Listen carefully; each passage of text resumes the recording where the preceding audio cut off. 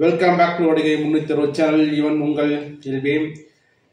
கடந்த 2 நாளைக்கு முன்னாடி பார்த்தீங்கன்னா அமெரிக்காக்காரன் வந்து ஈரான் மேலே குண்டு மலை பொழிந்திருக்கிறான்.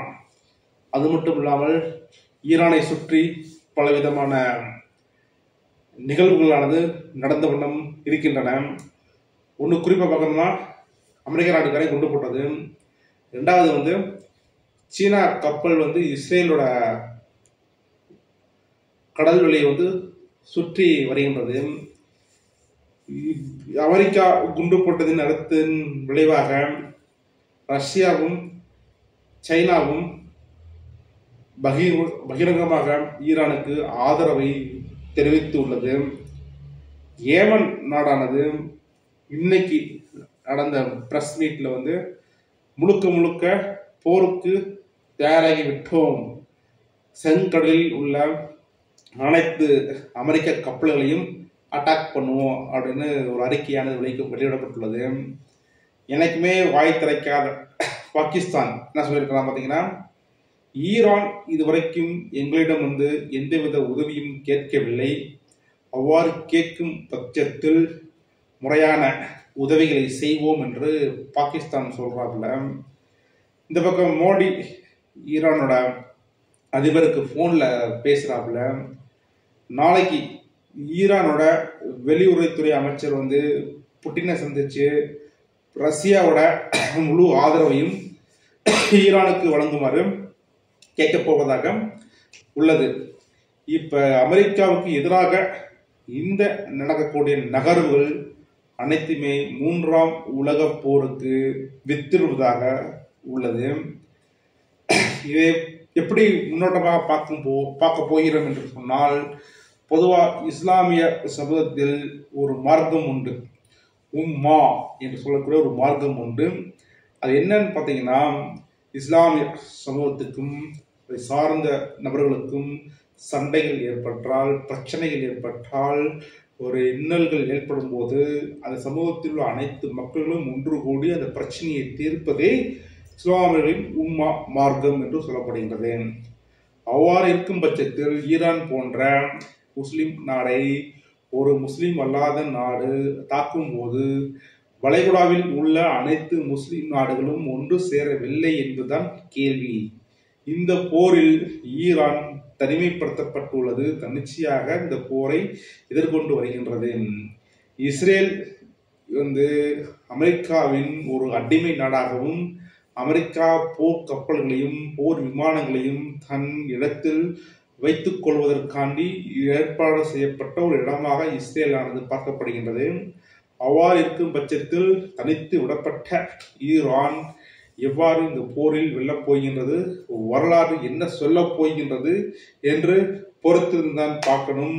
இவ்வாறு நடக்கக்கூடிய நிகழ்வுகளுக்கும் முஸ்லிம்கள் நாடுகள் ஏன் ஒன்று சேரவில்லை என்பதற்கும் 1979 2025 கிட்டத்தட்ட ஒரு 50 வருட கால வரலாற்றை திருப்பி பார்த்தோமே ஆனால் அதற்கான விளக்கமானது தெரிய போகின்றது. என்ன 1979 ஈரான்ல வந்து ஒரு மிகப்பெரிய ஒரு இஸ்லாமிய புரட்சியானது வெடித்து முகமது ஷா அவரது பதவியிறக்கம் செய்யப்பட்டு அயதுல்லா என்ற நபரானது காட்சிக்கு வராப்புல. முகமது வந்து ஒரு அமெரிக்காவை சார்ந்த நலன்களை விரும்பக்கூடிய நபராக அறியப்பட்டாலும், அயதுல்லா வந்ததுக்கு அப்புறம் அமெரிக்காவின் நிழல் உலக நண்பர்கள் யாராவது இருந்தீர்கள் என்றால் நாட்டை விட்டு வெளியேற்றப்படும் என்று கடுமையான அறிக்கைகள் மூலமாக அமெரிக்காவுக்கும் ஈரானுக்கும் இடையான உறவானது துண்டிக்கப்படுகின்றது.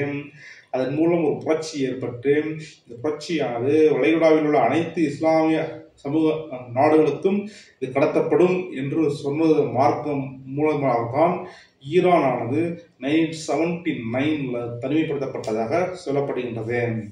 இதுக்கு இன்னொரு காரணம் இருக்கு. ஈரான் வந்து அதிக ஷியா முஸ்லிம் மக்களை கொண்ட நாடாக அறியப்படுகின்றது. வளைகுடா நாடுகளை சுற்றியுள்ள முஸ்லிம் மக்கள் நாடுகள் வந்து சன்னி முஸ்லிம் நாடுகள் என்று அழைக்கப்படுகின்றது.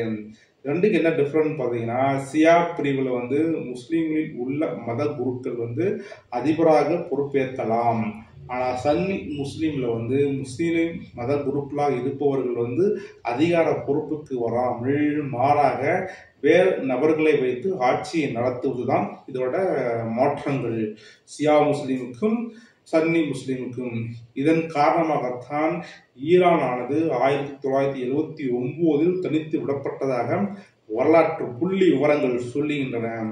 இந்த காலகட்டத்தை தனக்கு சாதகமாக பயன்படுத்தி கொண்ட சதாம் ஹுசேன் 1980 வந்து ஈரான் அட்டாக் பண்றாப்புல 8 வருட ஆண்டு காலம் இந்த போரானது கடும் தீவிரமாக போய்கொண்டிருக்கின்றது.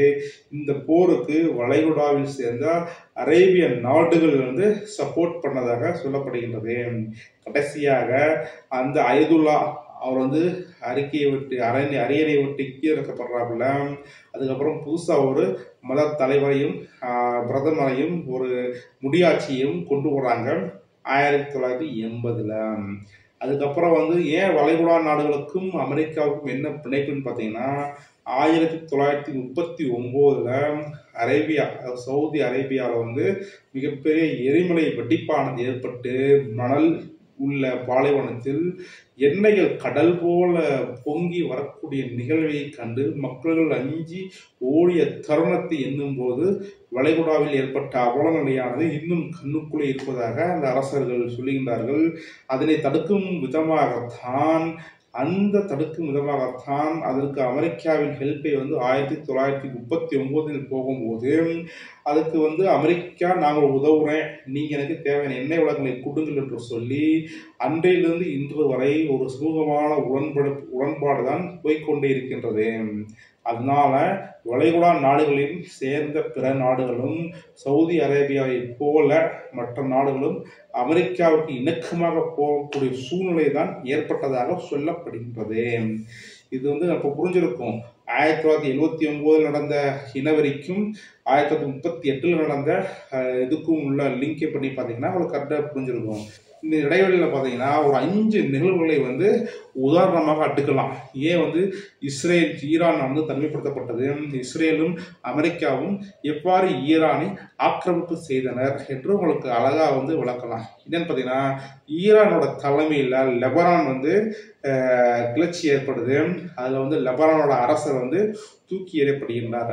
2003 வந்து ஈரானோட எதிரியான ஈராக்கை வந்து அமெரிக்கா ஆக்கிரமிப்பு செய்து சதாம் ஹுசேன் தூக்கிலிடப்படுறாங்க. அப்போது எந்தவித முஸ்லீம்ஸ் நாடுகளும் எந்தவித முஸ்லீம்ஸும் இஸ்லாமிய உம்மா என்று சொல்லக்கூடிய அந்த வர்க்க முறையை வந்து கடைபிடிக்கவில்லை என்று சொல்றாங்க. அதுக்கப்புறம் வந்து 2011 வந்து சிரியா கிளர்ச்சிக்கும் அமெரிக்காவோட தூண்டுதல் இருக்குது. 2015 ஏமன் கிளர்ச்சிக்கும் அமெரிக்காவின் தூண்டுதல் இருப்பதாக சொல்லப்படுகிறது.